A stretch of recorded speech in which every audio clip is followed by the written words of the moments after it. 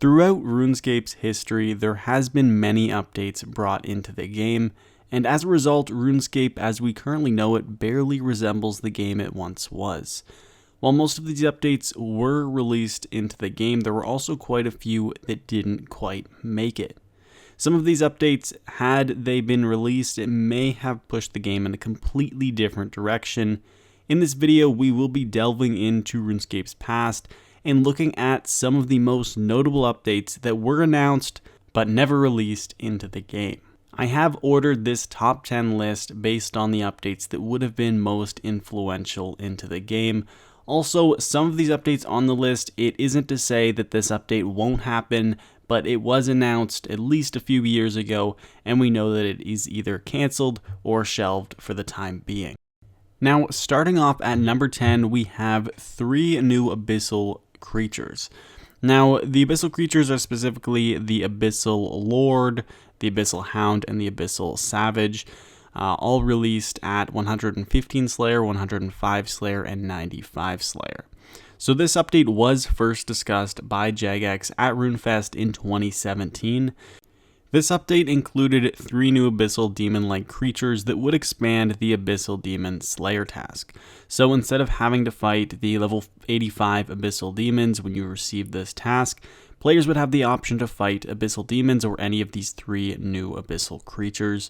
So they were planned to basically expand this task and allow players with 95 to 115 Slayer to choose which Abyssal creature they would like to fight. This update would have been a really nice addition into the game since it would have helped decrease the content gap in the later Slayer levels. However, this update has been delayed numerous times as it was mentioned 4 years ago in 2017. Despite the delay, this update still isn't officially scrapped, and it is possible that we may see this update implemented into the game in coming years. At number 9, we have the Valley of the Dead.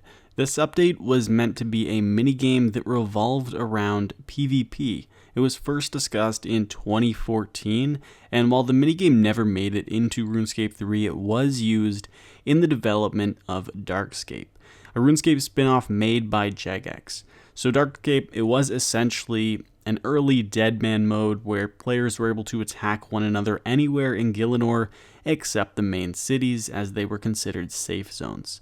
Darkscape only lasted a few months before being shut down, and later the idea was fully implemented into the popular PvP game mode known as Deadman mode in old school RuneScape. At number 8, we have Skilling Offhands. These were first introduced as an idea at RuneFest in 2017. They were also re-mentioned at the Game Jam in 2019. Now, 5 different Skilling Offhands were mentioned, and they were expected to provide various skilling buffs. Not only that, they were also expected to be augmentable, allowing players to benefit from another set of invention perks while skilling.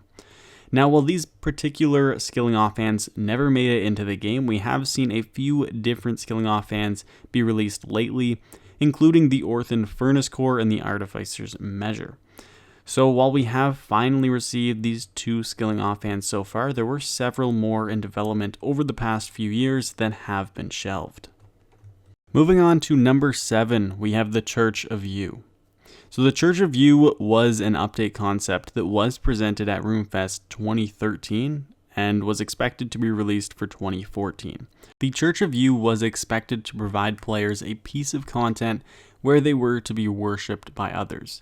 Since the main plot in RuneScape's storyline is that you are the World Guardian, the Church of You was supposed to reinforce this idea as players would be able to have specific relationships with various NPCs in the game who would visit the church. At number 6, we have 3 rings, being the Eye of the Ranger, Eye of the Mage, and Eye of the Warrior.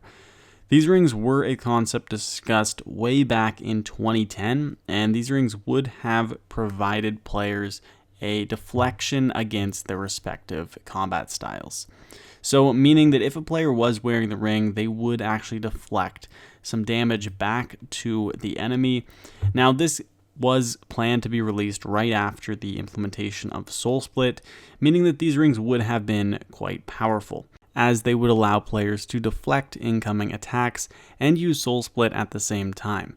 For this reason, the JMods probably realized that these items were a bit too overpowered, as these rings were postponed and then later cancelled. At number 5, we have the Before the Wilderness update, also known as the Wilderness expansion. So Before the Wilderness is an unreleased RuneScape expansion that would have seen players return to 4 and 3 during the God Wars 1 in September of 2017. It was set to release as the second expansion after Menethos, however the update was postponed and then later cancelled.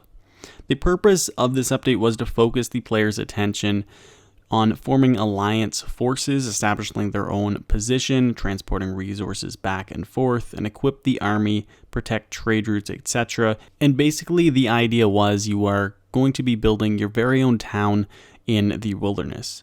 The update also included in-depth content that revolved the player around discovering hidden treasures, lost secrets, and searching for collections.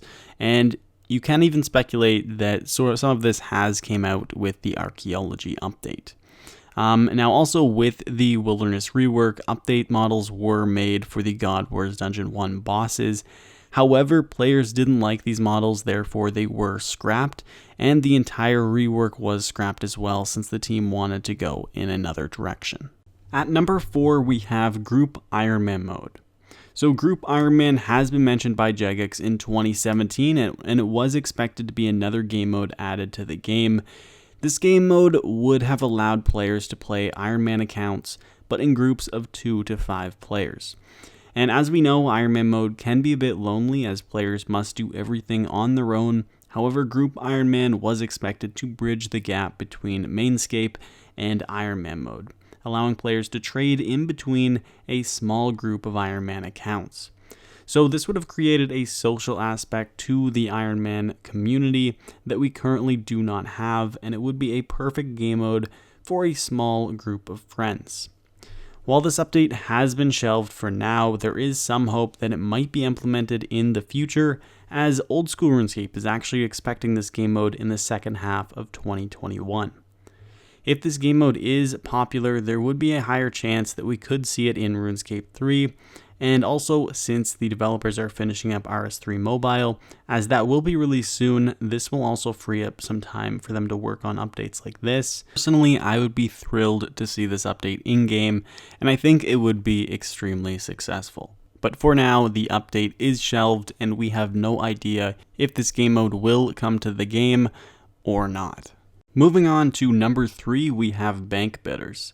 This concept was discussed in 2016, and basically it was the idea of banned players' banks would be auctioned off.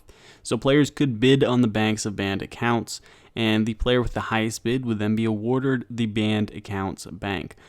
Obviously, this would have created some problems in RuneScape's economy, as it most likely would have brought in more rare items and even some botted items. Even though the idea of bidding on another person's bank to see what you would get sounds pretty exciting, it wouldn't have been great for the game, which is why this update was cancelled shortly after it was discussed. At number 2, we have an unfinished update being the Liberation of Mazcab raids. So both Beastmaster Durzeg and Yakamaru were released on July 13th of 2015. Along with this update, a third raid was expected to be released. Even if you go to the Liberation of Mazcab to this day to reset your raids, you'll see that there is a third option with 3 question marks. This was planned to be a third raid, however it was never fully developed.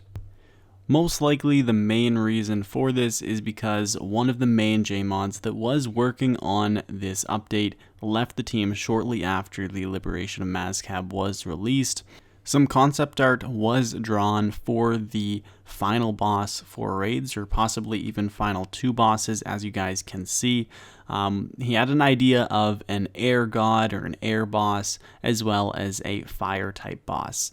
However, unfortunately, since he did leave the team, this update wasn't continued, and unfortunately there still is no word on whether this last raid boss will be continued or not. And finally, moving on to number 1, we have weapon diversity. The weapon diversity beta would have changed combat forever. Basically, the idea around this beta was to make it so weapons in the game were diverse, that each had their own effects. So, for example, if you were using a dagger type weapon, you'd get a 5% chance to hit twice with every attack. Whereas maces would have this effect where your entire equipped prayer bonus is added to your strength bonus. And then when dual wielding maces, this effect would stack to 200% of your prayer bonuses. So basically, these weapons would add extra effects, which would in turn increase your damage per second no matter what. This update would have been overpowered for combat. It would have changed the meta. And also, it would have just made combat a lot easier in general, since each combat style would have provided a specific buff. So for that reason, I do believe that's why they chose not to go forward with this update. However, even though the weapon diversity beta isn't really getting pushed forward, we haven't really received any news as to whether it has been officially canceled or not. Another strange thing about the weapon diversity beta is that the beta world to test out all of these effects is actually still active, meaning it is possible that they might still be testing these effects, and who knows, maybe it will be implemented into the game after all. However, I do believe it is pretty unlikely. And so those are the 10 most influential updates that were never released into RuneScape 3. If you guys did enjoy this type of video, let me know in the comments down below so I know to make more of these. It was extremely fun just researching all of these unreleased updates and learning about them, so I really do plan on making more videos like this in the future. Anyway guys, thank you so much for watching, and I hope to see you all in the next one. Peace.